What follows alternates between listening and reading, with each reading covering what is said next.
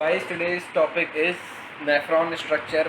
तो पहली बार सवाल ये आ गया कि ये नेफ्रॉन कौन सी बला का नाम है और ये क्या है, क्यों है, कैसे है। ठीक है, तो हम इसको भी डिस्कस करेंगे।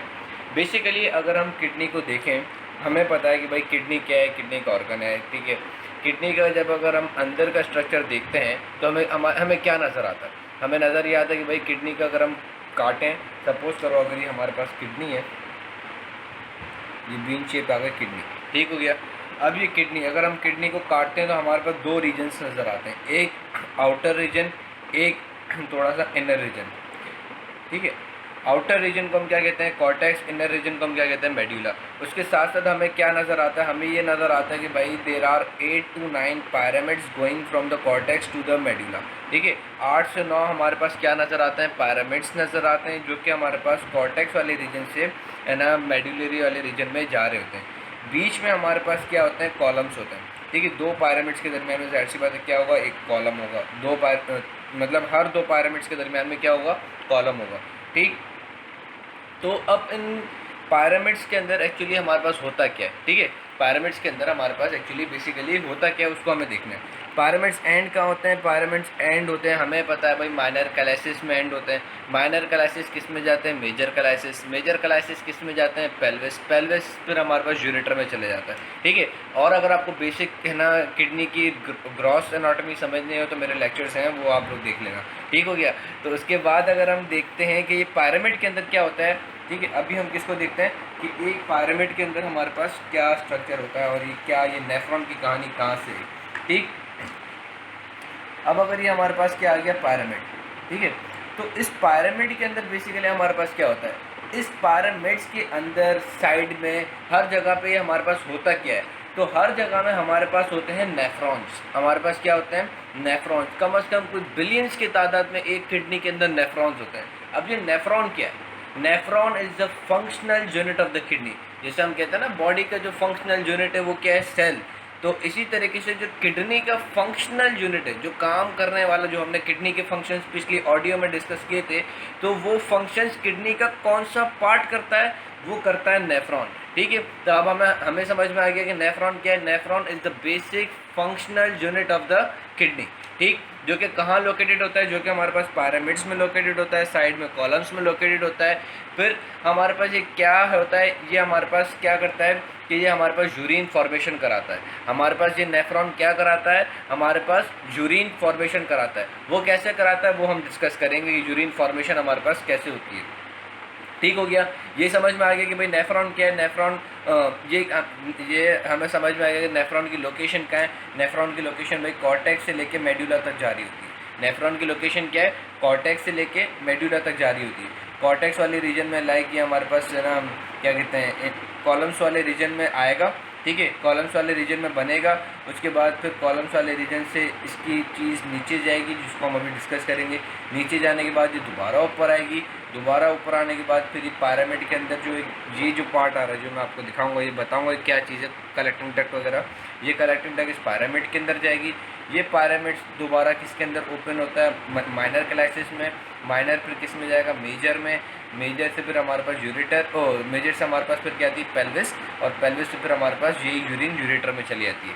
ये पाथवे समझ में आया कि भाई हमें पता है कि यूरिन कहाँ बनेगी, नेफ्रॉन में बनेगी। नेफ्रॉन कहाँ लोकेटेड, बिटवीन द कॉलम्स। जो कॉलम्स जो थे बिटवीन द पैरामिड्स। कॉलम्स कहाँ पे लोकेटेड होते हैं, बिटवीन द पैरामिड्स। ठीक है, अब पैरामिड्स कहाँ पर है, कॉर्टेक्स वाले रीजन से लेके मेडुलरी वाले रीजन तक जा रहे होते हैं।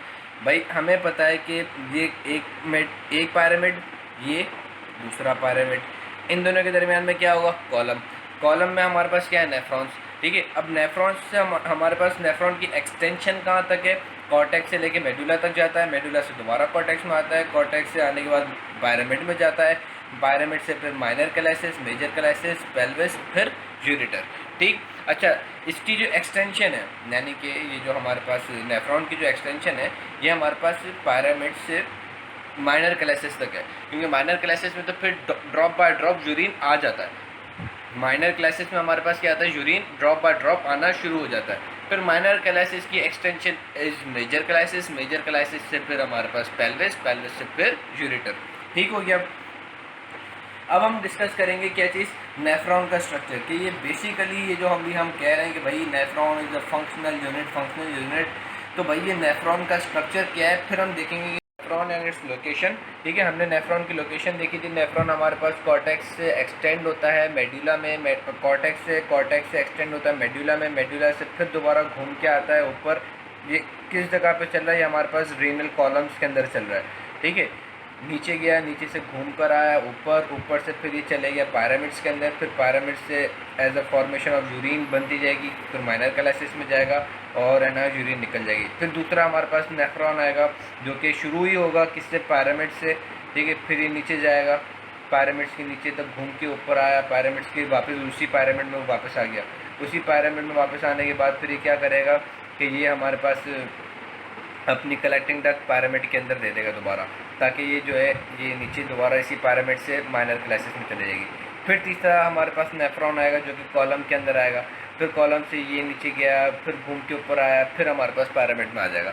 सो ये हमारे पास साइकिल चलती रहती है, यानी कि नेफ्रॉन जो है वो हमारे पास चलते रहेंगे, कॉलम से फिर नीचे जाएंगे, फिर ऊपर आएंगे, फिर दोबारा पैरामिड में चले जाएंगे, फिर पैरामिड से नीचे हमारे पास है ना माइनर क्लासेस। फिर दूसरा नेफ्रॉन आएगा, वो पैरामिड के अंदर ही शुरू होगा, फिर वो पैरामिड के नीचे तक जाएगा, फिर पैरामिड के नीचे से ऊपर घूमेगा, ऊपर घूमने के बाद फिर अपनी एक एक्सटेंशन देगा दोबारा पैरामिड के अंदर, और फिर उसी पैरामिड से नीचे जाता रहेगा माइनर क्लासेस तक। ठीक है, जैसे ये देखो एक नेफ्रॉन है जो कि कॉलम के अंदर शुरू हुआ, कॉलम की नीचे की एक्सटेंट तक गया, फिर उसी कॉलम के अंदर दोबारा ऊपर आया, दोबारा ऊपर आने के बाद ये हमारे पास पैरामिड वाले रीजन में चले गया, और फिर पैरामिड के नीचे माइनर क्लासेस में एंड हो गया। फिर नया नेफ्रॉन आया जो कि पैरामिड के अंदर शुरू हुआ, पैरामिड के नीचे बेस तक गया। ठीक है सॉरी, पैरामिड के अपेक्स तक, पैरामिड थोड़ा ऐसा होता है इन्वर्टेड ट्रायंगल, ये याद रख लेना। ठीक है, पैरामिड के अपेक्स तक गया, फिर दोबारा घूम कर आया उसकी पैरामिड की कॉर्टेक्स वाले रीजन यानी बेस वाले रीजन तक। फिर इसने अपनी एक और आखिरी कलेक्टिंग डक्ट दी जो कि इसकी अपेक्स तक जाएगी और माइनर क्लासेस में ड्रेन कर देगी। सो बेसिकली हमारे पास नेफ्रॉन जो है वो आपस में ऐसे ही यूँ चलते रहते हैं। अब अगर हम एक नेफ्रॉन के स्ट्रक्चर को देखें, क्योंकि नेफ्रॉन का स्ट्रक्चर बहुत ज़्यादा इंपॉर्टेंट है, तो अगर हम एक नेफ्रॉन का स्ट्रक्चर देखते हैं तो नेफ्रॉन के स्ट्रक्चर में बेसिकली हमारे पास होता क्या है। सबसे पहले इंपॉर्टेंट, नेफ्रॉन के स्ट्रक्चर में सबसे पहले हमारे पास मोस्ट इंपॉर्टेंट होता है, उसको हम कहते हैं बोमेन्स कैप्सूल। सबसे पहले नेफ्रॉन के स्ट्रक्चर के अंदर पहली चीज़ जो कि है ना थोड़ा सा पाउच लाइक और वी कैन से है ना ये कर्व वो पाउच लाइक स्ट्रक्चर आपको नज़र आ रहा है, इसको हम क्या कहते हैं, बोमेन्स कैप्सूल। इसको हम क्या कहते हैं, बोमेन्स कैप्सूल। इस बोमेन्स कैप्सूल की 2 लेयर होती हैं। इस बोमेन्स कैप्सूल की कितनी लेयर होती हैं, 2 लेयर। एक जो कि बिल्कुल ब्लड वेसल को फेस कर रही होगी, इसको हम कहते हैं विजरल। ठीक है, और फिर विजरल से हमारे पास क्या एक्सटेंड हो जाती है, पैराइटल। विजरल से हमारे पास क्या चीज़ एक्सटेंड हो जाती है, पैराइटल। ये चीज़ समझ आई, पैराइटल। ठीक है, विजरल लेयर कौन सी है, बोमेन्स कैप्सूल की, जो कि ब्लड कैपिलरी को फेस कर रही है। फिर वही हमारे पास विजरल लेयर पीछे की तरफ क्या हो जाती है, पैराइटल लेयर। और पैराइटल लेयर किसको फेस करेगा, जो कि फ्लूइड हमारे पास इस नेफ्रॉन के अंदर आएगा उसको फेस करेगा। ठीक हो गया। अब सबसे पहले हमने नेफ्रॉन के स्ट्रक्चर में क्या देखा, बोमेन्स कैप्सूल। बोमेन्स कैप्सूल क्या है, एक हमारे पास पाउच लाइक स्ट्रक्चर है जो कि हमारे पास सबसे पहले इनिशियली हमारे पास फ्लूइड को रिसीव करेगा। ये कैसे फ्लूइड रिसीव होता है ये मैं आपको बताता हूँ पूरा डिटेल में। पहले थोड़ा सा आपको एक स्ट्रक्चर समझ आ जाए तो फिर मैं आपको बताता हूँ। नेफ्रॉन के अंदर सबसे पहले हमारे पास क्या चीज़ आई, बोमेन्स कैप्सूल। बोमेन्स कैप्सूल की कितनी लेयर्स हैं, 2 लेयर्स हो गई। एक जो कि ब्लड कैपिलरी को फेस कर रही होगी, दूसरी जो कि फ्लूइड को फेस कर रही होगी। ठीक हो गया। उसके बाद फिर हमारे पास ये बोमेन कैप्सूल ही एक्सटेंड होता है, बोमेन्स कैप्सूल ही एक्सटेंड होता है। ठीक है, अब जो इसकी जो एक्सटेंशन है, पहली एक्सटेंशन जो है यानी कि जो हमारे पास बोमेन कैप्सूल बना है उससे जो एक्सटेंशन निकल रही है उसको हम क्या कहते हैं, proximal convoluted tubule. Proximal convoluted tubule जो हमारे पास बोमेन्स कैप्सूल से अब एक्सटेंशन आगे की तरफ जा रही है नेफ्रॉन की, उसको हम क्या कहते हैं, प्रॉक्सिमल कॉन्वोलेटेड टिब्यूल। प्रॉक्सिमल पहले है ना, इसको हम क्या कहते हैं, प्रॉक्सिमल कॉन्वोलेटेड टिब्यूल। कॉन्वोलेटेड क्यों कहते हैं, इसमें फोल्डिंग्स होती हैं। ये तो मैंने बिल्कुल सीधा दिखा दिया, ऐसा नहीं होता। ठीक है, इसकी मैं असल तस्वीरें भी आपको दिखाऊंगा, लेकिन अभी आपको समझाने के लिए मुझे बिल्कुल सिंपल करके बनाना था। तो ये हमारे पास क्या होता है, कॉन्वोलेटेड यानी कि सर्कुलर फोल्ड्स लाइक की तरह होता है। बिल्कुल आपका सर्कुलर फोल्ड्स इसमें होते हैं। जैसे एक हमारे पास है ना ऐसे फोल्ड्स होते हैं, ऐसे है ना, ये इसमें यूँ फोल्ड्स होते हैं। तो ये कॉन्वोल्यूटेड स्ट्रक्चर होता है। ठीक हो गया। उसके बाद अब अगर हम देखें प्रॉक्सिमल कॉन्वोल्यूटेड ट्यूब्यूल, उसके बाद हमारे पास क्या स्ट्रक्चर आता है, फिर ये जो ट्यूब जो है पीसीटी जो है, अब वो नीचे की तरफ जा रही होती है ऐसे, फिर ये यूँ ऊपर की तरफ गोल घूमती है। ठीक है। अब मैंने जैसे आपको बताया था कि भाई है ना, कॉलम के अंदर हमारे पास नेफ्रॉन होता है, फिर नेफ्रॉन जो होता है वो नीचे जा रहा होता है। ठीक है, अप टू द मेडुला। तो ये जो स्ट्रक्चर जो कि नीचे जा रहा होगा, नीचे जा रहा है फिर दोबारा ऊपर आ रहा है, ये जो आपको यू शेप्ड स्ट्रक्चर नज़र आ रहा है, इसको हम कहते हैं loop of handle. Loop of handle. Handle मेरे दोस्त का बेटा था, साला पता नहीं कब बड़ा हो गया, मैं छोटा का छोटा रह गया, तो वो उस बंदे ने ये डिस्कवर किया था तो उसका नाम रखा था। ठीक है, हैंडल कौन था? हैंडल मेरे दोस्त का बेटा था। याद रखना, हैंडल कौन था? मेरे दोस्त का बेटा था। ठीक है, और ये लूप कर रहा है तो इसको हम क्या बोलते हैं? Loop of handle. ठीक हो गया। अब ये लूप ऑफ हैंडल की दो मतलब लिम्स है। ठीक है, दो लिम्स से मुराद कि एक जो कि नीचे की तरफ जा रही है और एक जो कि ऊपर की तरफ। जो नीचे की तरफ जा रही है उसको हम कहते हैं डिसेंडिंग लिम, जो ऊपर की तरफ आ रही है उसको हम क्या कहते हैं? असेंडिंग लिम। ठीक हो गया। लूप ऑफ हैंडल की दो लिम है, डिसेंडिंग लिम और असेंडिंग लिम। ठीक है, असेंडिंग लिम से फिर हमारे पास आगे की एक्सटेंशन होती है जिसको हम क्या कहते हैं? Distal convoluted tubule. Distal convoluted tubule. अब ये प्रॉक्सिमल था, ये क्या है? डिस्टल। अब होगा ये भी कॉन्वोल्यूटेड, ये तो मैंने सीधा सीधा बना दिया, ऐसा नहीं होता। ठीक है, मैंने क्या बताया था? रीनल कॉर्टेक्स से फिर ये हमारे पास मेडुला में जा रहा होता है, मेडुला से दोबारा ऊपर आता है, आने के बाद ये फिर ये डीसीटी देगा। डीसीटी फिर ये हमारे पास किसके अंदर एंड होगा? पायरामिड के अंदर। और फिर पायरामिड से हमारे पास पायरामिड के अंदर ये चलेगी, जो चीज़ हम बताएंगे, जो अभी मैं बताऊँगा ये चीज़, वो फिर वो किसके अंदर रन करेगी? ये जो चीज़ है ये हमारे पास पायरामिड के अंदर रन करेगी और माइनर क्लाइसिस में जाके एंड होगी। तो डीसीटी से हमारे पास जो ये चीज़, जो आपको ये चीज़ कर रहा था, वो ये चीज़ है क्या? वो ये चीज़ है कलेक्टिंग डक्ट। कलेक्टिंग डक्ट के दो पार्ट हैं। कलेक्टिंग डक्ट के हमारे पास क्या पार्ट हैं? दो पार्ट हैं, एक कॉर्टिकल और एक मेडुलरी। अब डीसीटी जो है वो हमारे पास कलेक्टिंग डक्ट से ज्वाइन हो जाती है। अब ये कलेक्टिंग डक्ट जो है वो खाली एक नेफ्रॉन को ड्रेन नहीं कर रही। ये जो कलेक्टिंग डक्ट जो है वो एक नेफ्रॉन को खाली ड्रेन नहीं करती। ये कोई हमारे पास 400-500 है ना कलेक्टिंग डक्ट होती हैं, जो कि जितने हमारे पास ये मतलब सपोज कर लो कि एक कलेक्टिंग डक्ट कोई 250 नेफ्रॉन को ड्रेन करती है। ठीक है, एक कलेक्टिंग डक्ट कोई 250 नेफ्रॉन को, या न्यूमेरिकल वैल्यूज़ तो चेंज होती रहती हैं, लेकिन लमसम एक एग्जांपल आपको बता रहा हूँ कि एक नेफ्रॉन जो है वो सॉरी एक कलेक्टिंग डक्ट जो है वो कोई 250 या 300 या मोर देन दैट इतने अमाउंट ऑफ नेफ्रॉन को आपस में ड्रेन करती है। तभी आप कलेक्टिंग डक्ट देखोगे तो उसमें आपको ये ऐसी ओपनिंग्स नज़र आएंगी। ये ओपनिंग्स किस चीज़ के लिए होती हैं? ये ओपनिंग्स हमारे पास वेरियस नेफ्रॉन की ड्रेनेज के लिए होती है। ठीक, अब डिस्टल कॉन्वोल्यूटेड ट्यूब्यूल हमारे पास ड्रेन होती है किसके अंदर? कलेक्टिंग डक्ट के अंदर। कलेक्टिंग डक्ट हमारे पास कितनी होती है? दो टाइप की, एक कॉर्टिकल कलेक्टिंग डक्ट। अब ये कॉर्टिकल कलेक्टिंग डक्ट कहाँ होगी? पायरामिड के कॉर्टेक्स वाले स्ट्रक्चर में, पायरामिड के कॉर्टेक्स वाले स्ट्रक्चर में। अब उसके बाद दूसरी कौन सी कलेक्टिंग डक्ट आती है? Medullary collecting duct. वही कॉर्टिकल कलेक्टिंग डक्ट जब पायरामिड के मेडुला वाले रीजन में एक्सटेंड हो जाएगी तो हम उसको क्या बोल देंगे? Medullary collecting duct. और ये जो मेडुलरी कलेक्टिंग डक्ट है वो कहाँ एंड होगी? ये हमारे पास माइनर क्लाइसिस के अंदर एंड हो जाएगी। सो ये हमारे पास एक बेसिक स्ट्रक्चर हमें समझ में आ गया कि भाई ये हमारे पास जो है वो नेफ्रॉन का बेसिक स्ट्रक्चर है। ठीक, अब इसको मैं एक स्ट्रक्चर आपको इसमें भी दिखा दूँ। एक से पॉज कर दी, एक से पॉज कर दी। So now you can see here कि अच्छा ये जो मैंने आपको बड़ा सिंपल करके ऐसे नमजा इसमें वाली आपको मैंने बड़ा सिंपल करके दिखा दिया कि ये है ना हमारे पास बोमेंस कैप्सूल आ गया, पीसीटी आ गया, लूप ऑफ हैंडल आ गया, डीसीटी आ गया यानी कि डिस्टल कॉन्वोल्यूटेड ट्यूब्यूल और एक कलेक्टिंग डक्ट। तो बेसिकली ये हमारे पास ऐसा नहीं होता, जो चीज़ दिखाई जाती है वो चीज़ होती नहीं है। ठीक है, तो ये कैसे होता है? फिर ये हमारे पास एक्चुअली इस पोजीशन में होता है ऐसे। ठीक है, ये हमारे पास पूरा जो स्ट्रक्चर है वो इस तरीके से होता है। ये चीज़ है ना ऐसे,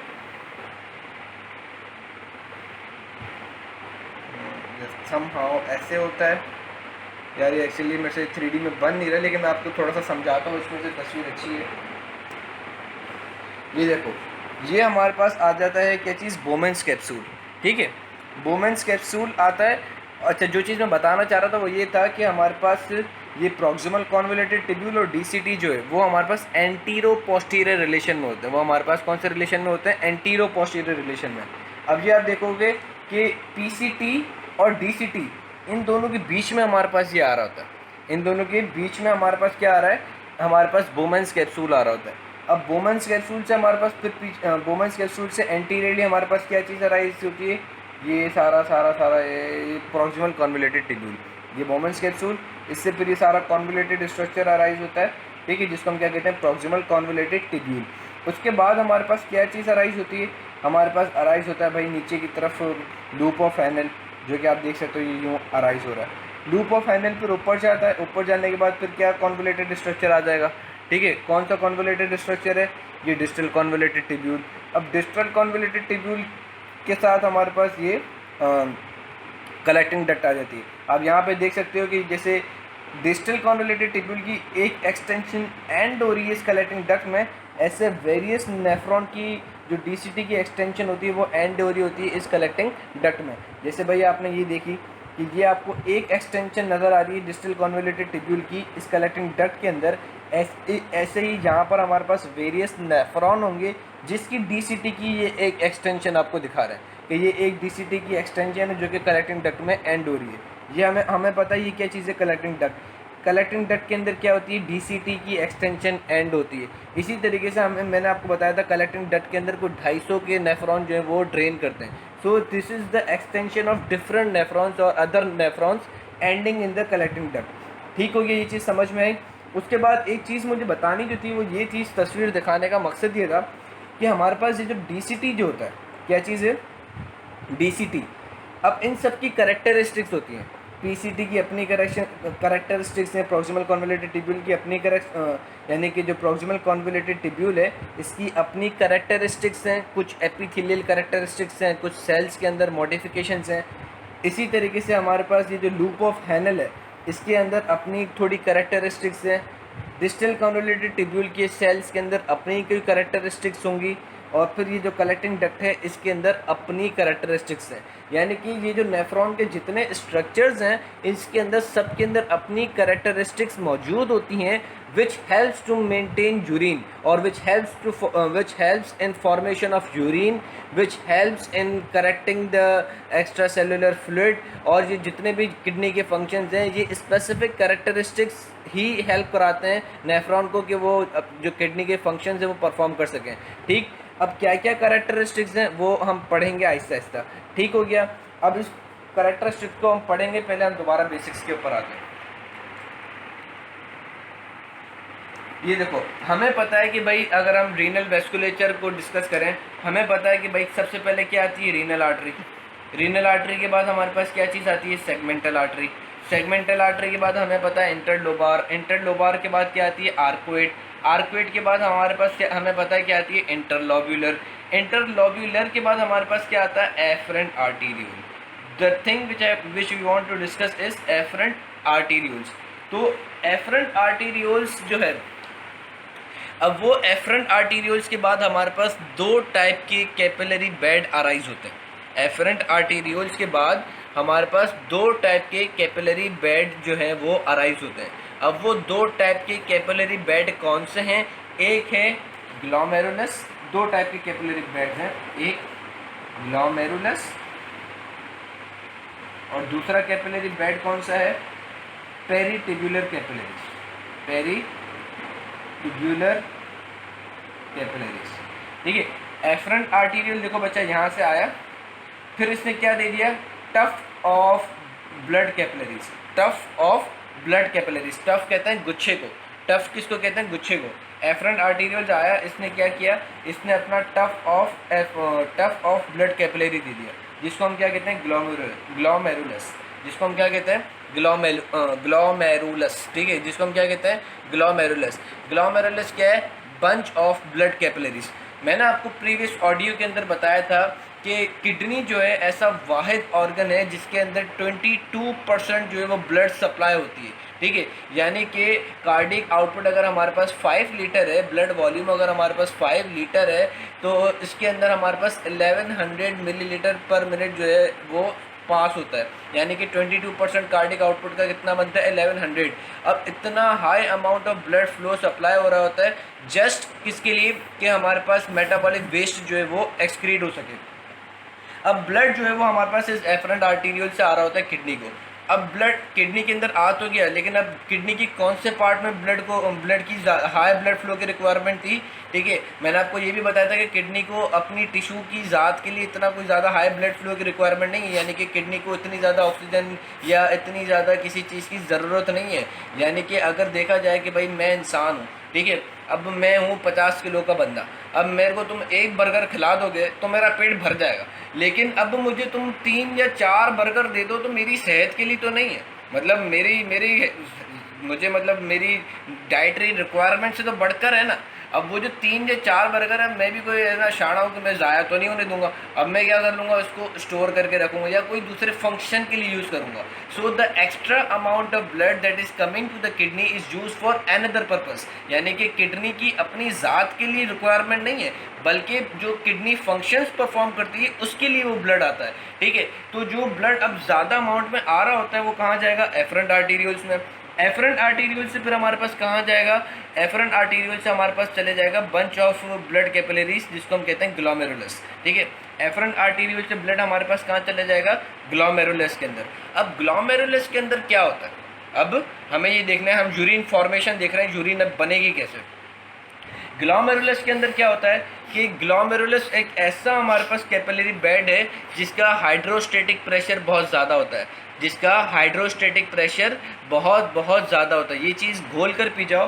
ग्लोमेरुलस क्या है, ऐसा हमारे पास बंच ऑफ ब्लड कैपिलरी है जिसका हमारे पास हाइड्रोस्टेटिक प्रेशर जो है वो बहुत ज़्यादा है। हाइड्रोस्टेटिक प्रेशर यानी कि इसके अंदर जो है ना, जो जो ब्लड जो है प्रेशर, हाइड्रोस्टेटिक प्रेशर से मुराद ये है कि ये अगर हमारे पास कैपिलरी है, इसके अंदर जो ब्लड आ रहा है वो कैपिलरी वॉल के ऊपर कितना प्रेशर, यानी कि जो इसका वॉल्यूम लिक्विड वाला जो कंटेंट है वो हमारे पास इसकी वॉल्स पे कितना प्रेशर एक्सर्ट कर रहा है, इसको हम कहते हैं हाइड्रोस्टेटिक प्रेशर। तो ग्लोमेरुलस जो है इसके अंदर जो हाइड्रोस्टेटिक प्रेशर होता है वो बहुत ज़्यादा होता है। वो कितना होता है, वो होता है 16 मिलीमीटर मरकरी। वो कितना होता है, 16 मिलीमीटर मरकरी। अब इतना ज़्यादा high amount of hydrostatic pressure है, so what will this high amount of hydrostatic pressure will do, यानी कि ये इतना हाई अमाउंट का हाइड्रोस्टेटिक प्रेशर है, ये करेगा क्या, ये क्या करेगा, ये जितना भी कंटेंट है इस ब्लड के अंदर सबको बाहर निकाल देगा, ठीक है। यानी कि अगर ब्लड के अंदर हमारे पास क्या, ये मैंने आपको ब्लड वेसल बनाई। अब ब्लड वेसल के अंदर जितने भी इलेक्ट्रोलाइट्स हैं, जितने भी हमारे पास न्यूट्रेंट वाले सब्सटेंस है like glucose, amino acids, fats, जितना भी मटेरियल है एक्सेप्ट प्रोटीन, जितना भी मटेरियल है ये हाई हाइड्रोस्टेटिक प्रेशर सबको बाहर निकाल देगा, सबको बाहर निकाल देगा। और क्यों, और कैसे बाहर निकालता है कि भाई ये जो ग्लोमेरुलस है इसके पास बहुत सारी वो होती है, हाई परमेबिलिटी होती है। इसकी जो एपिथेलियम जो होती है इसमें क्या होती है, हाई परमेबिलिटी से मुराद के इसमें इसका सरफेस एरिया ज़्यादा होता है, इसकी अपनी मेम्ब्रेन परमेबिलिटी ज़्यादा होती है, तो ये सबको सब बाहर निकाल देता है। जितना भी इसके पास मटीरियल होता है वो सबके सब बाहर निकाल देता है। क्या बचता है इसके अंदर, सिर्फ प्रोटीन्स और रेड ब्लड सेल्स, प्रोटीन्स और ब्लड सेल्स। ये पेनिट्रेट नहीं कर सकते एपिथेलियम को ना, यानी कि जो एपिथेलियम के लिए डिफ्यूजन्स के लिए जाहिर सी बात हमें पता है कि भाई सब्सटेंस का साइज़ बड़ा मैटर करता है। अगर जो है ना ये ब्लड वेसल है इसका सेल इतना है तो जाहिर सी बात है ये अपने साइज़ के हिसाब से ही चीज़ को जाने देगा। अब कोई इतनी बड़ी चीज़ को तो ये अपने अंदर से पास नहीं होने देगा। सो जो छोटी छोटी साइज़ वाली चीज़ें होती हैं उनको ये आराम से पास आउट कर देता है। बैक एफ जितना भी हमारे पास सब्सटेंस बाहर आया, अब इससे हमारे पास जो ये ग्लोमेरुलस है इससे जो भी सब्सटेंस बाहर आया तो बाहर आके जाएगा कहाँ, इधर से सब्सटेंस जितना भी हमने देखा जो भी ये सब्सटेंस है ये सब बाहर आ गया।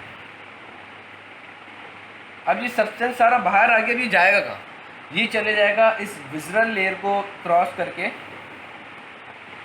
बोमेंस कैप्सूल में आ गया, ठीक है। इस सब कुछ क्रॉस करके किसके अंदर आ गया, बोमेंस कैप्सूल के अंदर। तो first step in urine formation क्या है, ultra filtration. First step in urine formation क्या है? Ultra filtration. अल्ट्रा फिल्ट्रेशन मुराद की सारी चीज़ें बेतहाशा जो है, जो भी चीज़ है वो सब के सब फिल्टर हो जाएं। फिल्टर ही हो रहा है ना, सब के सब बाहर आ रहा है, ठीक है, सब के सब फिल्टर होके कहाँ आ जाए? बोमेंस कैप्सूल में। अब पैराइटल वाला लेयर जो है वो किसको फेस करेगा? फ्लूइड को फेस कर रहा है। ये जो अब बोमेंस कैप्सूल के अंदर जितना भी अब ये फ्लूइड आ रहा है वो पैराइटल वाली लेयर इसको फेस कर रही है, ठीक है।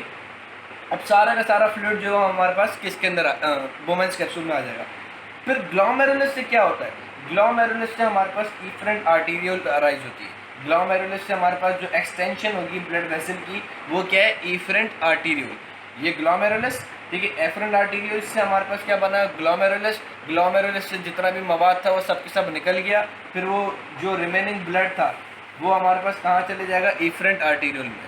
जो रिमेनिंग ब्लड है वो किसके अंदर चले जाएगा? इफरेंट आर्टीरियल में। ये सारा हम दोबारा पढ़ेंगे कि ये कैसे बाहर निकला, ये सब मैकेनिज्म्स तो हम पढ़ेंगे। मैं भी आपको जनरल एक चीज़ बता रहा हूँ, यूरिन फॉर्मेशन, ठीक। अब ग्लोमेरुलस से हमारे पास क्या चीज़ आ गई? Efferent arterial. इफरेंट आर्टीरियल से फिर हमारे पास क्या निकलेगा? एक और एक कैपिलरी बेड निकलेगा। इफरेंट आर्टीरियल से हमारे पास क्या निकलेगा? एक और कैपिलरी बेड। मैंने क्या बताया था कि हमारे पास दो टाइप के कैपिलरी बेड्स होते हैं, एक ग्लोमेरुलस, एक पेरिटिबुलर, ठीक। इफरेंट आर्टीरियल से जो दूसरा हमारे पास है ना बेड निकलेगा, कैपिलरी बेड, उसको हम क्या कहते हैं? पेरिटिबुलर कैपिलरीज। उसको हम क्या कहते हैं? पेरिटिबुलर कैपिलरीज। ये जो पेरिटिबुलर कैपिलरीज जो है ये हमारे पास क्या करेगा? ये सराउंड करता है प्रॉक्सिमल कॉन्वोल्यूटेड टिब्यूल को, ठीक है। ये हमारे पास सराउंड करता है डिस्टल कॉन्वोल्यूटेड टिब्यूल को। अब इस पेरिटिबुलर कैपिलरीज से हमारे पास दोबारा एक एक्सटेंशन होती है। इस पेरिटिबुलर कैपिलरी से हमारे पास एक एक्सटेंशन होती है, ये ऐसी यू शेप्ड एक्सटेंशन देख रहे हो, जैसे लूप ऑफ हैंडल की एक्सटेंशन है ना पूरी यू शेप। इसी लूप ऑफ हैंडल को सराउंड करने के लिए हमारे पास एक है ना पेरिटिबुलर कैपिलरीज की एक्सटेंशन होती है जिसको हम कहते हैं वाजा रेक्टा। ये जो यू शेप्ड एक्सटेंशन है इसको हम क्या कहते हैं? वाजा रेक्टा। ये बहुत ज़्यादा इम्पॉर्टेंट है। हैरत की बात है, पूरी गाइडन में इस बात का जिक्र नहीं लिखा हुआ कि relation of vasa रेक्टा with loop of handle. पूरे गाइडन की 100 पेज के अंदर मुझे अगर कोई ये लाइन हाईलाइट करा के दिखा देना कि what is the relation of loop of Henle with the vasa recta, Guyton कहती है they are parallel towards each other, but what about the relation of limbs, what about the relations of limbs of vasa recta with the limbs of loop of Henle. सवाल मेरा ये है कि what is the relation of vasa recta with what is the relation of limbs of vaza recta with the limbs of loop of Henle। ये पूरी गाइडन में नहीं है, और वो गाइडन में ये अगर समझ में नहीं आया ना तो आपको फॉर्मेशन ऑफ कंसनट्रेटेड यूरिन समझ में ही नहीं आएगी। फ़ायदा ही नहीं, वो जितना भी आप 20-25 पेज पढ़ लो फॉर्मेशन ऑफ कंसनट्रेटेड यूरिन के चैप्टर नंबर 29 आपको पूरा कभी समझ में आएगा ही नहीं अगर आपको ये समझ में नहीं आया, ठीक है। तभी मैं बेसिक के ऊपर फोर्स कर रहा हूँ बहुत ज़्यादा। पेरिटिबुलर कैपिलरीज से यू शेप्ड एक्सटेंशन होती है, ठीक। अब ये यू शेप्ड एक्सटेंशन देखना, ये तो मैंने बिल्कुल सीधा सीधा बना दिया ना कि ये पेरिटिबुलर कैपिलरीज आ रही है, आपको डायरेक्शन ऐसे लग रही होगी कि यहाँ पे आ रही है, ये यूँ नीचे जा रही है, लेकिन ऐसी डायरेक्शन नहीं है, ठीक है। डायरेक्शन ये यूँ नहीं है, डायरेक्शन ऐसे है कि मैं आपको एक तस्वीर अभी दिखाऊँगा, लेकिन अभी आप फर्स्ट ये समझो कि इफरेंट आर्टीरियल, इफरेंट से हमारे पास पेरिटिबुलर कैपिलरीज से हमारे पास वाजा रेक्टा आती है। वाजा रेक्टा की डायरेक्शन ऐसी होती है कि जो लूप ऑफ हैंडल का असेंडिंग लिम्ब है, जो लूप ऑफ हैंडल का कौन सा लिम्ब है? असेंडिंग लिम्ब है, उसके पैरेलल हमारे पास वाजा रेक्टा का डिसेंडिंग लिम्ब होता है, ठीक है। जो लूप ऑफ हैंडल का असेंडिंग लिम्ब है उसके पैरेलल वाजा रेक्टा का डिसेंडिंग लिम्ब होता है, ठीक।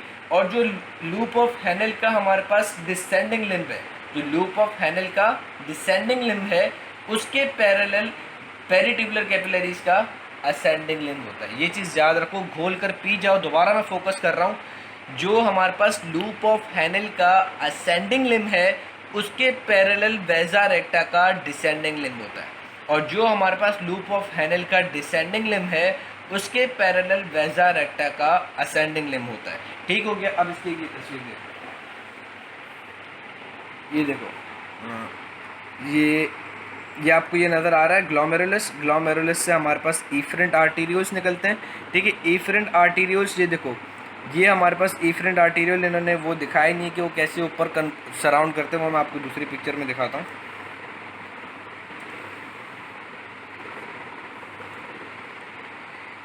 ये देखो, ये सबसे पहले क्या आ गया, बोमेंस कैप्सूल। बोमेंस कैप्सूल के बाद ये हमारे पास क्या है, पीसीटी। पीसीटी फिर ये हमारे पास किसके अंदर आती है, पीसीटी। पीसीटी हमारे पास लूप ऑफ हैनल, और ये लूप ऑफ हैनल से दोबारा ऊपर जा रही है। फिर ये हमारे पास डीसीटी और ये कलेक्टिंग डक्ट। ये हमारे पास हमने क्या देखा, एफरेंट। एफरेंट ग्लोमेरुलस के अंदर गया, ग्लोमेरुलस से फिर ईफरेंट निकली। ईफरेंट से अब ये देखो, अब ये क्या देगी, ब्रांचेस देगी। एक ब्रांच जो कि बिल्कुल हमारे पास है ना, जो कॉन्वोल्यूटेड पोर्शंस हैं, proximal convoluted tubule, distal convoluted tubule, इन दोनों को पहले सराउंड कर लेगी। यानी कि जो पहले यहाँ से ब्रांच अराइज हुई, इसने क्या किया, पहले पीसीटी को और डीसीटी को सराउंड करने के लिए ब्रांचेस दे दी। फिर जो ब्रांचेस इसने डीसीटी के लिए दी भी थी, वहाँ से अब हमारे पास वैसा रेक्टा अराइज होगी, और वो हमारे पास कैसे होगी, डिसेंडिंग और असेंडिंग लिम्ब, जैसे आप यहाँ देख सकते हो। ये देखो ईफरेंट ने देखो अपनी पहले ब्रांच दी, जिसने क्या किया, पीसीटी को सराउंड कर लिया, साथ ही साथ में डीसीटी को सराउंड किया। उसके बाद ये खुद जो है वो कंटिन्यू हो रही है along the ascending limb of loop of हैनल। इस ये खुद जो है, ये आप दोबारा इसको बहुत फोर्सफुली, बहुत कंसंट्रेशन से सुनो। एक इसने ब्रांचेस दी थी जो कि पीसीटी और डीसीटी को सराउंड कर रही है। दूसरी ये खुद जो है, यानी कि इफरेंट आर्टेरियल खुद जो है, अब वो हमारे पास नीचे जा रही है, ठीक है। अब वो डिसेंड हो रही है। डिसेंड कैसे हो रही है, parallel to the ascending limb of loop of Henle.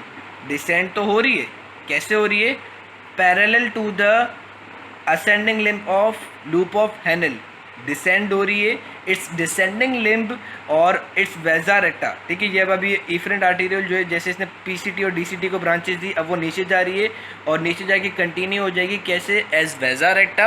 और वैजा रेक्टा का जो डिसेंडिंग लिम्ब है वो किसके पैरेलल रन कर रहा है, ascending limb of loop of हैनल के, ठीक है। फिर ये जाता रहेगा, ठीक है, साथ में ये दोबारा ऊपर आएगा। अब जब जो वैजा रेक्टा का जो हमारे पास असेंडिंग वाला जो पार्ट है, वैजा रेक्टा का जो हमारे पास असेंडिंग वाला पार्ट है, वो फिर वीनस बन जाता है। जो वैजा रेक्टा का हमारे पास असेंडिंग वाला पार्ट है, that ascending part is parallel to the descending part of loop of Henle, now becomes the venous end. ये हमारे पास क्या बन जाएगा, वीनस एंड। कैपिलरी के दो एंड होते हैं, एक आर्टीरियल एंड जिसने पीसीटी को भी सराउंड किया, डीसीटी को भी सराउंड किया, ascending limb of loop of हैनल को भी सराउंड किया। अब जाहिर सी बात है कि पूरी नेफ्रॉन को खाली क्या आर्टीरियल ही सप्लायर सराउंड करेगी क्या, वीनस नहीं होता क्या, तो वेनस एंड भी बनाना है कैपिलरी का। तो अब जो कैपिलरी का वेनस एंड है, यानी कि जो वैजा रेक्टा का वेनस एंड है, वो हमारे पास बनता है along the descending limb of loop of Henle. Vasa recta का जो हमारे पास, वैजा रेक्टा के कैपिलरी बेड है, उसका हमारे पास जो है ना वीनस वाला एंड है, वो हमारे पास कैसे बनता है, वो हमारे पास बनता है along the descending limb of loop of हैनल। फिर ये जो वीनस वाला पार्ट है, ये हमारे पास ड्रेन करेगा किसके अंदर, इंटरलोब्यूलर वेन के अंदर। इंटरलोब्यूलर से आर्केड वेन, आर्केड वेन से इंटरलोबार, इंटरलोबार से सेगमेंटल, और फिर रीनल। ये चीज़ समझ में आ गई, पूरा सिस्टम समझ में आ गया कि ब्लड वेसल्स ने कैसे नेफ्रॉन को सराउंड किया हुआ होता है। एक तस्वीर ये देखिए,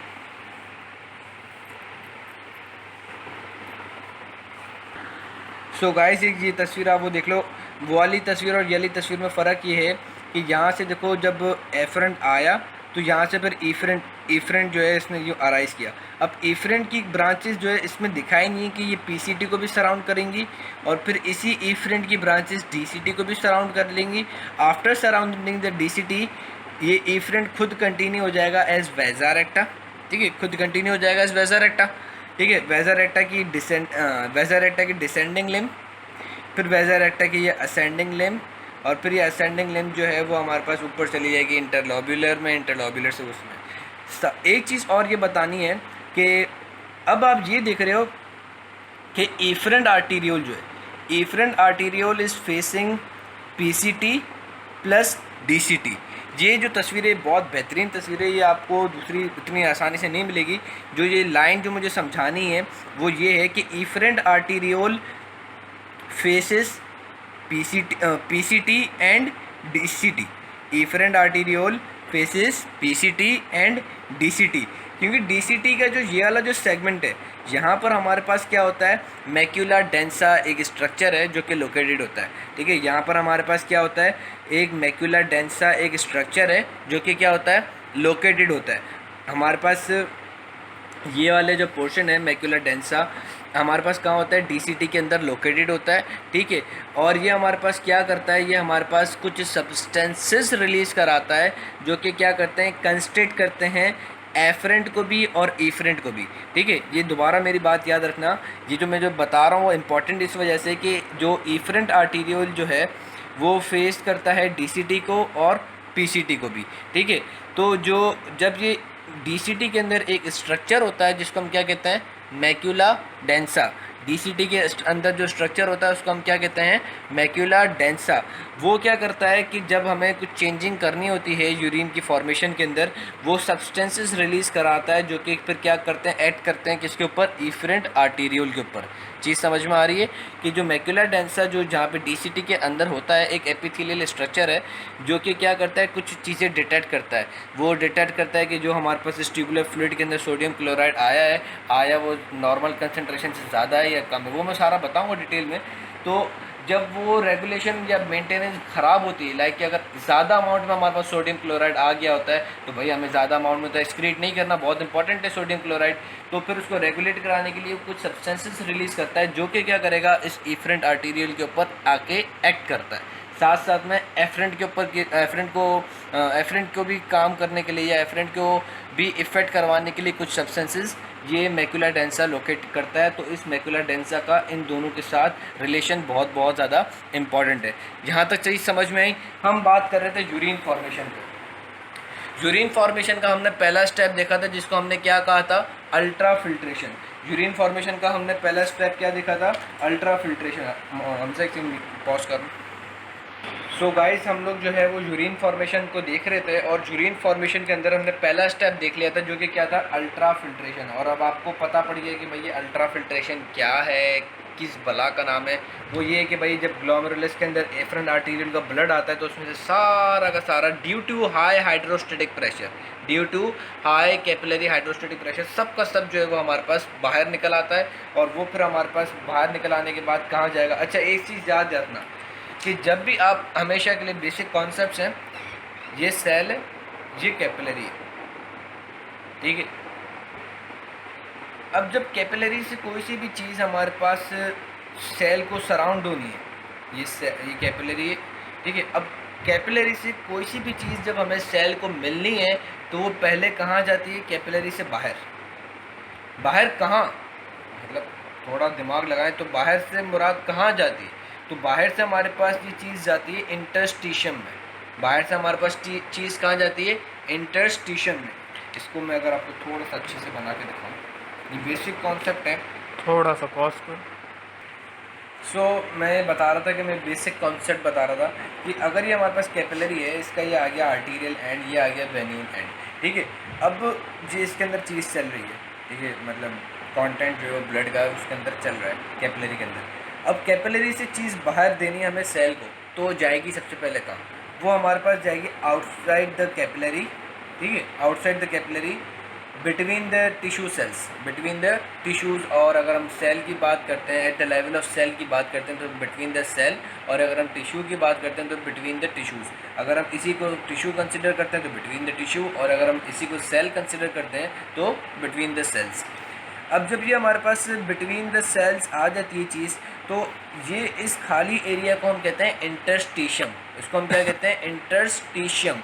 ठीक है, तो जितना भी हम अमाउंट ऑफ हमारे पास ब्लड हमें सप्लाई करना होता है सेल को, तो पहले किसके अंदर आएगा, इंटरस्टिशियम में आएगा। ठीक है, ब्लड को जो भी चीज़ें देनी है सेल को, या जो भी न्यूट्रिएंट देना है, कुछ भी देना है, ऑक्सीजन देना है, ग्लूकोज देना है, अमाइनो एसिड देना है, कुछ भी जो भी देना है सेल को या टिश्यू को, पहले किस में आएगा, इंटरस्टिशियम में। अब इंटरस्टिशियम में क्या होता है कि हमारे पास एक और एक ट्यूब चल रही होती है, एक और एक हमारे पास क्या चल रही होती है, एक और एक सर्कुलेटरी सिस्टम चल रहा होता है जिसको हम क्या कहते हैं, लिम्फेटिक सिस्टम। जिसको हम क्या कहते हैं, लिम्फेटिक सिस्टम। तो इंटरस्टिशियम के अंदर एक और एक ट्यूब चल रही होगी जिसको हम क्या कहते हैं, लिम्फेटिक वेसल, लिम्फेटिक वेसल। तो ये जो हमारे पास इंटरस्टिशियल फ्लूइड आया है, interstitium area between the cells और area between the tissue. Interstitium क्या है बच्चा? एरिया बिटवीन द सेल्स और एरिया बिटवीन द टिश्यू। अब इस इंटरस्टिशियम के अंदर फ्लूइड कहाँ से आता है, पानी कहाँ से आता है? तो पानी और जो भी फ्लूइड या जो भी न्यूट्रिएंट है वो हमारे पास कैपिलरी के आर्टीरियल वाले एंड से आ रही होती है, तो वो इस इंटरस्टिशियम को भर देती है। ठीक है, अब इंटरस्टिशियम सेल इंटरस्टिशियम को बोलता है कि बेटा तुम्हारे लिए ये दावत नहीं हुई, ये दावत मेरे लिए हुई है। तो वो सारा का सारा इंटरस्टिशियम से हमारे पास किसके अंदर आ जाता है? सेल्स के अंदर। अब सेल्स बोलते हैं कि यार तू क्योंकि तू मुझे ये चीज़ें ला के दे रहा है, तो मैं भी अपना गंद कचड़ा जो है वो तेरे अंदर फेंक देता हूँ। अब सेल्स से जितनी भी वेस्ट प्रोडक्ट्स हैं वो किसके अंदर जाएंगी? पहले इंटरस्टिशियम में। ठीक है, पहले सारा का सारा वेस्ट मटेरियल कहाँ पे जाएगा? इंटरस्टिशियम में। इंटरस्टिशियम से लिम्फेटिक वेजल, लिम्फेटिक वेजल से ऊपर वाले इंटरस्टिशियम और फिर दोबारा कैपिलरीज के अंदर। इंटरस्टिशियम और लिम्फेटिक वेजल बोलेंगे मैं कोई वेला आदमी हूँ जो तुम मुझे अपना सारा गंद कचरा फेंक रहे हो, मैं क्यों तुम्हारा गंद कचरा रखूँ? वो बोल रहे वापस भाई वेन्यूल वाले एंड में जा। सो ऑलमोस्ट फ्रॉम अबाउट 100% जितना हमारे पास फिल्ट्रेशन हो रही होती है आर्टीरियल वाले एंड से टूवर्ड्स द सेल, तो ये हमारे पास ऑलमोस्ट सारा का सारा जो है वो जा रहा होता है। और वेस्ट प्रोडक्ट फ्रॉम द क्या कहते हैं हमारे पास सेल्स, वो हमारे पास वीनियस वाले एंड में आ रहा होता है। यानी कि 85% जो है वो हमारे पास फ्लूइड जो है वो तो एब्जॉर्ब हो जाता है भाई। ब्लड का जो फ्लूइड है यानी कि ब्लड है, ठीक है, ब्लड में से जो वॉल्यूम होता है उसको हम फ्लूइड कहते हैं। तो फ्लूइड और उसके साथ जो न्यूट्रिएंट्स हैं वो सारा का सारा सेल के अंदर आ गया। ठीक है, और सेल क्या लेंगे? सेल फ्लूइड तो नहीं लेंगे, सेल क्या लेंगे? न्यूट्रिएंट्स लेंगे। तो वो न्यूट्रिएंट्स सारे सेल में आ गए। फ्लूइड अभी भी इंटरस्टिशियम में, फ्लूइड थोड़ा बहुत फ्लूइड जो सेल को नीड होगी वो ले लेगा, लेकिन बाकी जो फ्लूइड है वो कहाँ पर है? रुका हुआ है, वो इंटरस्टिशियम में रुका हुआ है। न्यूट्रिएंट्स सेल में आ गए, फ्लूइड इंटरस्टिशियम में। तो जो ये फ्लूइड इंटरस्टिशियम में चल रहा है तो वो सारा का सारा वेन्यूल वाले एंड पे एब्जॉर्ब हो जाएगा। और वेन्यूल वाले एंड पे क्या एब्जॉर्ब होगा? जो इसने गंद कचड़ा सेल ने दिया होगा वो वेन्यूल वाले एंड पे चले जाएगा। बाकी जो 15% रिमेनिंग फ्लूइड जो था भाई आर्टीरियल वाले एंड से 100% ड्रेन हुआ। ठीक है, यानी कि 100% फ्लूइड, न्यूट्रिएंट्स वगैरह सब कुछ आ गया इंटरस्टिशियम में। न्यूट्रिएंट्स जो थे वो सेल के अंदर चले गए और फ्लूइड जो है वो अभी भी इंटरस्टिशियम में रहता है। ऑलमोस्ट 85% फ्लूइड और गंद कचरा जो है वो वेन्यूल वाले एंड में एब्जॉर्ब हो गया। 15% रिमेनिंग जो है वो फिर वो बन जाता है लिम्फ, वो इस कैपिलरी लिम्फेटिक वेसल के अंदर रह जाता है।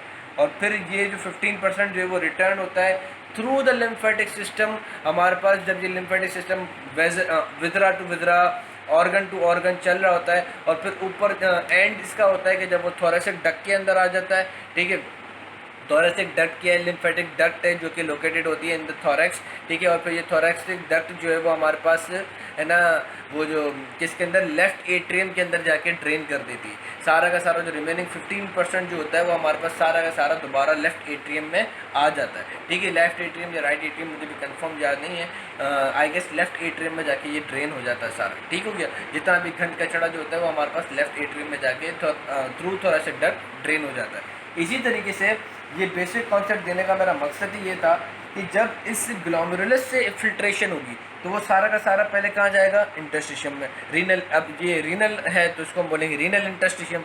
रीनल इंटरस्टिशियम से कहाँ चला जाएगा? बाय क्रॉसिंग द है ना ये विजरल लेयर, ये हमारे पास किसके अंदर आ जाएगा? बोमेंस कैप्सूल में। अब ये फ्लूइड जो है वो सारा का सारा कहाँ चलेगा? बोमेंस कैप्सूल के अंदर। जितना भी हमारे पास फ्लूइड जो था वो हमारे पास इस कैपिलरी से जो भी फ्लूइड, न्यूट्रिएंट्स, जो भी कुछ था वो सारा का सारा फिल्टर हो गया था। इलेक्ट्रोलाइट्स, न्यूट्रिएंट्स, ब्लड जो ब्लड प्लाज्मा वगैरह जितनी भी चीज़ें थी except protein and red blood cell, सारा का सारा फिल्टर हो गया था। वो पहले कहाँ आया? इंटरस्टिशियम। इंटरस्टिशियम से किसके अंदर आ गया? फ्लूइड के अंदर।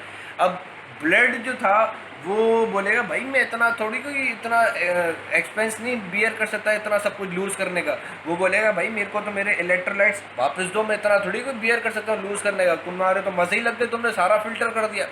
अब बोलेगा भाई मैं इतना इलेक्ट्रोलाइट भी बियर नहीं कर सकता लूज़ करना, मैं इतना न्यूट्रिएंट्स भी बियर नहीं कर सकता लूज़ करना। अगर मैं सारा न्यूट्रिएंट्स यूरिन के अंदर निकाल दूंगा तो मैं बॉडी को क्या दूंगा? वो तो फिर मसला।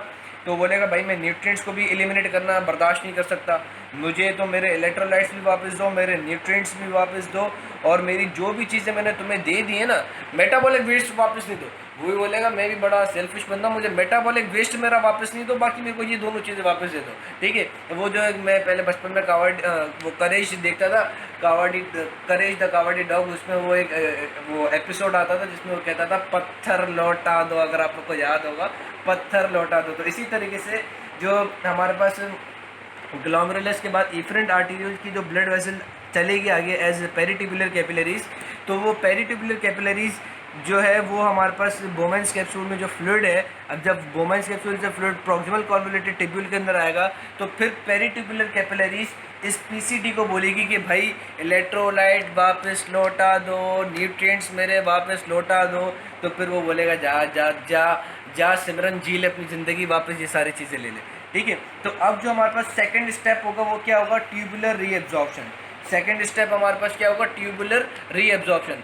ट्यूबुलर रीएब्जॉर्प्शन इलेक्ट्रोलाइट्स की, जो इलेक्ट्रोलाइट्स अब इस फ्लूइड के अंदर आ चुके थे उसकी रीएब्जॉर्प्शन, न्यूट्रिएंट्स जो इस ट्यूबुलर फ्लूइड के अंदर आ चुके थे उसकी रीएब्जॉर्प्शन।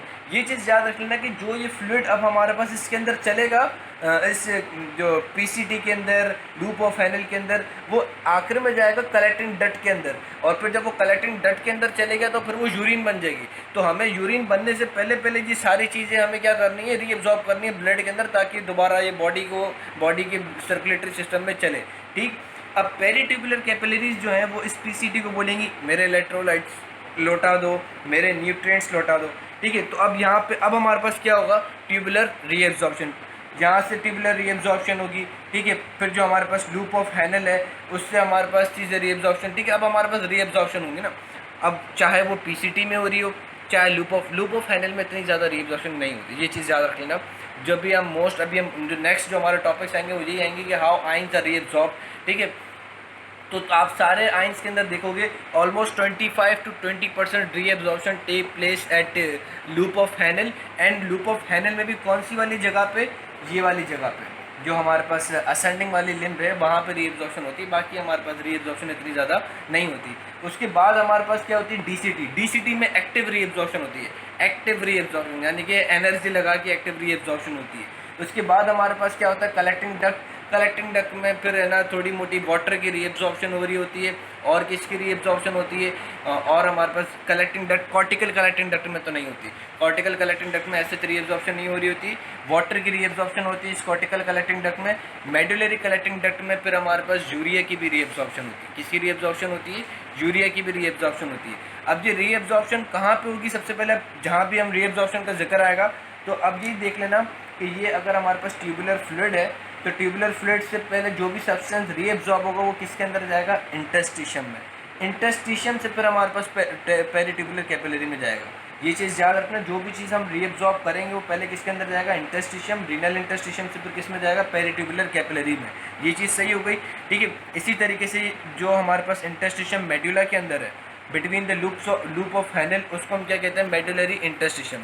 मेडुलरी इंटरस्टिशियम क्या है, रीनल का interstitium between the loop of Henle और the interstitium located in the medulla. अगर हम देखते हैं कि भाई ये रीनल कॉलम है, ठीक है, रीनल कॉलम जब हमारे पास एक्सटेंड हो रहा होता है इनटू द मेडुला, तो ये अगर हमारे पास नेफ्रॉन है, ठीक है, नेफ्रॉन ये नीचे आ रही है, ठीक है, ये ऊपर चली गई। ठीक है, ये एक मेरा रीनल कॉलम था, ठीक है, ये नेफ्रॉन है। अब रीनल कॉलम क्या है भाई, part reason of the kidney है। ठीक है, अब इसी रीनल उसके अंदर कॉलम के अंदर हमारे पास ब्लड वेसल है जो मैंने आपको बताया, वेसा रेक्टा। ठीक है,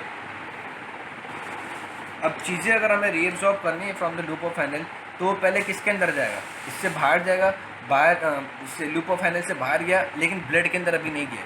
किसके अंदर गया, कॉलम के इंटरस्टिशियम वाले पार्ट में। ये कॉलम है, कॉलम का ये सारा जो गैप वाला एरिया, जितना भी कॉलम लूप ऑफ हैनल और ब्लड, इन तीनों चीज़ों के दरमियान में जो गैप है, ये गैप आ गया, ये गैप आ गया, ये सारा गैप किससे ऑक्यूपाई है, इंटरस्टिशियम से ऑक्यूपाई है। तो जो भी चीज़ रीअब्जॉर्ब होगी वो पहले कहाँ जाएगी, इंटरस्टिशियम में, इंटरस्टिशियम से फिर ब्लड वेसल में चीज़ जाएगी। ठीक हो गया, ये चीज़ समझ में आ गया। सो अब हमने ये देखा कि भाई रीनल ट्यूबुलर रीअब्जॉर्प्शन होता है, दूसरा मैकेनिज्म। तीसरा मैकेनिज्म, अच्छा ये चीज़ याद रखना, ये गार्टन की लाइन है, tubular reabsorption is more important than tubular secretion. जो थर्ड स्टेप हम अभी डिस्कस करेंगे वो है ट्यूबुलर सीक्रेशन। ये इतनी ज़्यादा इम्पॉर्टेंट नहीं है as compare to tubular reabsorption, but tubular secretion for some ions, for some ions is more important, कुछ आइंस के लिए हमारे पास ट्यूबुलर सिक्रीशन जो है वो बहुत ज़्यादा इम्पॉर्टेंट है, लाइक पोटेशियम के लिए, लाइक ऐसे मेटाबॉलिक वेस्ट जिसको हमें एलिमिनेट करना है, ठीक है, जैसे कि अल्लाह आपको नहीं दे केरेटिनिन, केरेटिनिन से ब्लड अपनी वैसे ही जान छुड़ाता है। केरेटिनिन जहाँ पे जितना अल्ट्रा फिल्ट्रेशन से आ गया तो आ गया, फिर जैसे ही जब हमारे पास डीसीटी पे ये ब्लड पहुँचेगा तो ये बोलेगा मेरे पास अभी और चीज़ें केरेटिनिन वगैरह हैं, वो भी तुम और ले लो, ठीक है। और जो किडनी के अंदर जो अपना ज़ाती ब्लड होगा, उसके जो अपने ज़ाती सेल्स होंगे वो भी क्या करेंगे, वो भी इन ब्लड वेसल्स को ये देंगे केरेटिनिन और बोलेंगे तुम भी इसको हमारी तरफ से भी इसको है ना केरेटिनिन को एक्सक्रीट करो। तो जो हम ब्लड वेसल से आफ्टर अल्ट्रा फिल्ट्रेशन, अब जो भी चीज़ ब्लड वेसल्स इनके अंदर डालेगी ट्यूबुलर फ्लूइड के अंदर वो कहलाएगी tubular secretion. After ultra filtration जो भी चीज़ अब पेरीट्यूबुलर कैपिलरीज इस ट्यूबुलर फ्लूइड के अंदर डालेगी उसको हम बोलेंगे ट्यूबुलर सीक्रेशन, ठीक हो गया। तो ट्यूबुलर सीक्रेशन क्या है, substances coming from the peritubular capillary into tubular fluid, ठीक है। ये चीज़ समझ में आ गया। तो ट्यूबुलर सीक्रेशन है होती इंपॉर्टेंट है लेकिन इतनी ज़्यादा नहीं जितनी ट्यूबुलर रीअब्सॉर्प्शन, ठीक हो गया। So this was the basic mechanism of urine formation. Next के अंदर हम मज़ीद चीज़ें डिस्कस करें।